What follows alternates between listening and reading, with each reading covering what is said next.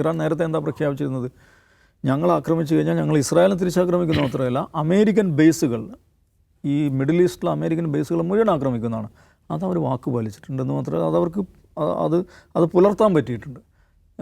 അവരുടെ 5th fleet, നാവൽ fleet, അമേരിക്കയുടെ 5th നാവൽ fleet ബഹ്റൈനിൽ, അവരുടെ ഏറ്റവും പ്രധാനപ്പെട്ട ബേസ് ഖത്തറിൽ, അബുദാബിയിൽ.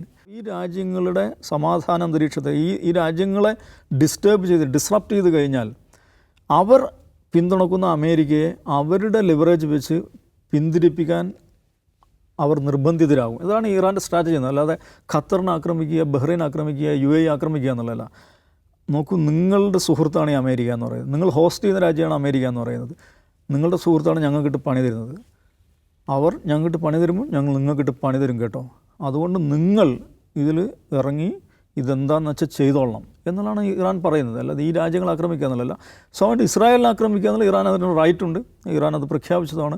ഇസ്രായേൽ വ്യാപകമായിട്ട് ഇറാനിയൻ മിസൈലുകൾ വന്നു തുടങ്ങിയിട്ടെന്ന് മാത്രമല്ല, അവർ നാഷണൽ എമർജൻസി പ്രഖ്യാപിച്ചു, സ്കൂളുകൾക്ക് അവധി പ്രഖ്യാപിച്ചു, എല്ലാം പ്രഖ്യാപിച്ചു.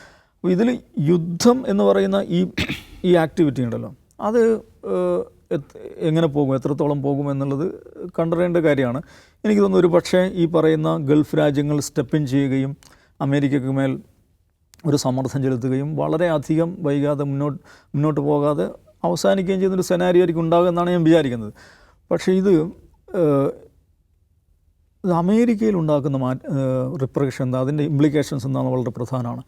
ഈ യുദ്ധത്തെക്കുറിച്ച് ഇപ്പോൾ തന്നെ വളരെ ഒരു വാക്ക് പുറത്തു വന്നിട്ടുണ്ട്. ഫസ്റ്റ് എപ്സ്റ്റീൻ വാർ എന്ന വാക്ക് വന്നു കഴിഞ്ഞു. This is the first Epstein war എന്നുള്ളതാണ്. എന്തിനു വേണ്ടിയാണ് ഈ യുദ്ധം?